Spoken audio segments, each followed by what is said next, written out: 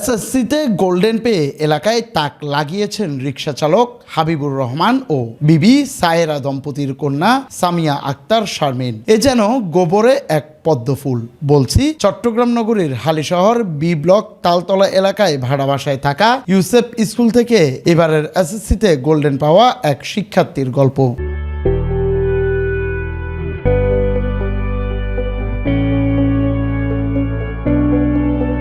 Vocational থেকে পড়াশোনা করে গোল্ডেন এ প্লাস পেয়ে শুধু এলাকায় নয়, পরিবারের মুখ উজ্জ্বল করেছে এই শিক্ষার্থী। বাবা রিকশা চালক আর মা গার্মেন্টস শ্রমিক। এসব কিছুই আটকাতে পারেনি তাকে। লক্ষ্য উদ্দেশ্য করেই শ্রম আর মেধা দিয়ে এগিয়ে গেছেন সামিয়া। আলহামদুলিল্লাহ, আমার রেজাল্ট জিপিএ 5, আমি গোল্ডেন এ প্লাস পেয়ে উত্তীর্ণ হয়েছি।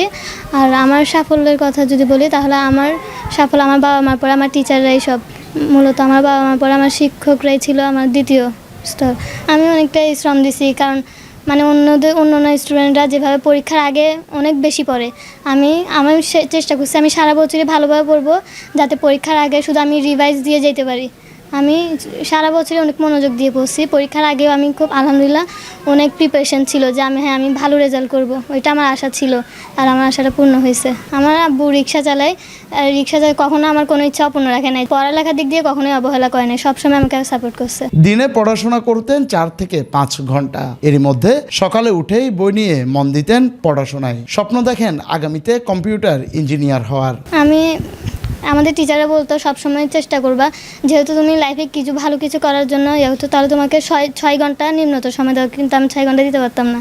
আমি চেষ্টা করতাম 4 ঘন্টা বা 5 ঘন্টা এটা দেওয়ার। আমি চেষ্টা করতাম সবসময় সকালবেলা পড়ার, মানে সকালে পড়লে যে একটু শান্তশিষ্ট থাকতো, সবাই এত হতো না। স্কুলে আমার 7টা বাজে ছিল, তা আমি চেষ্টা করতাম 7টার আগে উঠে যদি পড়া কিছু বাকি থাকতো ওগুলো রিভাইজ দিতাম। না বুঝলে সকালে পড়লে আলহামদুলিল্লাহ আমি সেটা বুঝতে পারতাম। এখন আমার ইচ্ছা আমি ভবিষ্যতে যা আরও কিছু করতে পারি। আমার ইচ্ছা আছে আমি কম্পিউটার ইঞ্জিনিয়ারিং হব।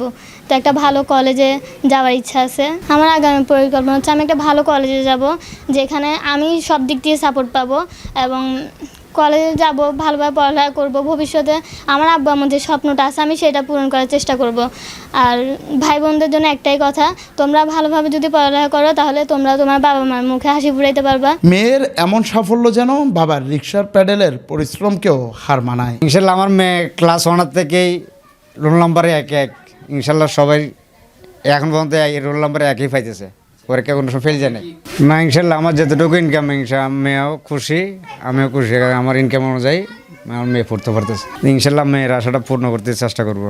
যে আমার মেয়ে যদি ইনশাল্লাহ পড়তে পারে, এরকম মেধাটা ভালো থাকে, আমি বাইরে পাঠানোর ইচ্ছা আছে। ওর যখন আগের থেকে খুব পরিকল্পনা করতেছে, 2-3 বছর লোক আমি কম্পিউটার ইঞ্জিনিয়ার হবো। তা আমারও আশা এটাই। আমার তো আর তেমন ধন সম্পদ নাই, এই পরিশ্রমটা করে যদি আমার 2টা ছেলে মেয়ের মানুষ করতে পারে, এটাই আমার কাছে লাখ কোনো পরিশ্রম নাই এখন শরীরের মধ্যে। আমার সব চলে গেছে।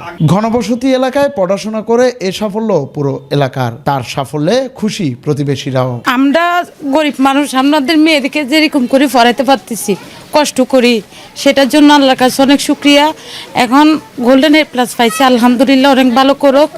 ওনাকে একটু যদি সহযোগিতা করেন, সরকারও যদি একটু সহযোগিতা করে, তাহলে আলহামদুলিল্লাহ অনেক ভালো হবে। আমাদের কলোনির মধ্যে এরকম একজন রেজাল্ট করছে ভালো, এই জন্য সবাই ওকে ধন্যবাদ। এই সাফল্য এখানেই শেষ নয়, যেতে হবে বহুদূর। তাই শ্রম আর মেধা দিয়ে আগামীতেও সাফল্যের দোরগোড়ায় পৌঁছতে হবে তাকে। পরীক্ষায় গোল্ডেন এ প্লাস পেয়ে সাফল্যের এক ধাপ পেরিয়েছে সামিয়া আক্তার শারমিন। হতে চান কম্পিউটার ইঞ্জিনিয়ার। পরিবারের প্রত্যাশা, সকলের সহযোগিতা পেলে এই সামিয়া আক্তার শারমিন যেতে পারে দেশের শীর্ষস্থানে। জুনায়েদ হাসান, সময় নিউজ, চট্টগ্রাম।